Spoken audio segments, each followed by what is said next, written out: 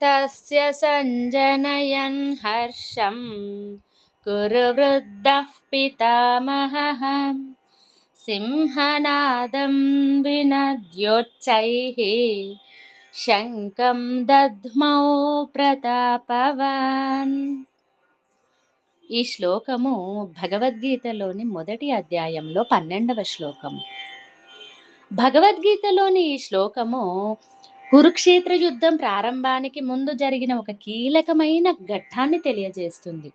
దీని అంతరార్థం ఏంటంటే, పాండవ సైన్యం యుద్ధానికి సిద్ధంగా ఉండడం చూసి దుర్యోధనుడు భయపడి ద్రోణాచార్యుని దగ్గరకు వెళ్ళి పాండవ సేనలోని వీరుల గురించి వివరిస్తాడు.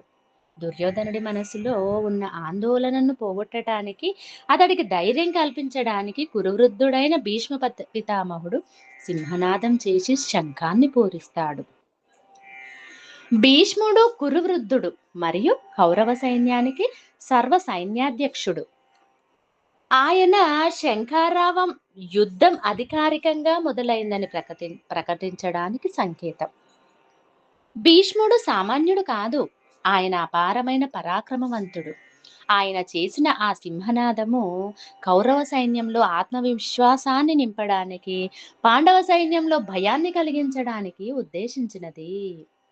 దుర్యోధనుడు అప్పటికే భయంతో ఉన్నాడు. భీష్ముడు తన బలాన్ని ప్రదర్శించడం ద్వారా నేనున్నాను, భయపడకు అని దుర్యోధనుడికి భరోసా ఇస్తున్నాడు. దుర్యోధనుడు ద్రోణాచార్యుని వద్దకు వెళ్లి పాండవ సైన్యం గురించి, తన సైన్యం గురించి వివరించిన తర్వాత భీష్మ పితామహుడు దుర్యోధనుని ఉత్సాహపరచడానికి చాలా ప్రయత్నం చేస్తాడు. కురువృద్ధ పితామహః అంటే భీష్ముడు కౌరవ వంశంలో అత్యంత వృద్ధుడు మరియు గౌరవనీయుడు. ఆయన దుర్యోధనునికి మనోభావాలను అర్థం చేసుకున్నాడు. దుర్యోధనుడు భయపడుతున్నాడని, ఆందోళనలో ఉన్నాడని భీష్ముడికి తెలుసు. ఆ భయాన్ని పోగొట్టి అతడిలో ధైర్యాన్ని నింపడానికి భీష్ముడు సింహగర్జన చేశాడు. సింహనాదం అంటే ఇది యుద్ధానికి సిద్ధమనే సంకేతం. భీష్ముని పరాక్రమానికి ఇది నిదర్శనం.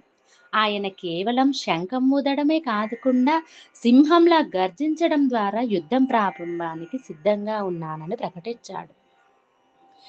ఈ శ్లోకము మనకు ఒక విషయాన్ని బోధిస్తుంది. మనతో ఉన్నవారు భయపడినప్పుడు లేదా నిరుత్సాహపడినప్పుడు వారిని సరైన మార్గంలో ప్రోత్సహించడం పెద్దల బాధ్యత. అయితే భీష్ముడు దుర్యోధనుని పక్షాన ఉన్నప్పటికీ అతని అధర్మ మార్గాన్ని మార్చలేకపోయాడు. దీనిని బట్టి మనం అర్థం చేసుకోవాల్సింది ఏంటంటే, మనం ఎవరిని ప్రోత్సహిస్తున్నామో, మనము అనుసరించే మార్గము ధర్మబద్ధమైనదా కాదా అని నిరంతరం విశ్లేషించుకోవాలి. జీవితంలో మనం చేసే ప్రతి పని, ఇచ్చే ప్రతి ప్రోత్సాహం ధర్మం వైపు ఉండాలని ఈ శ్లోకం మనకు గుర్తు చేస్తుంది.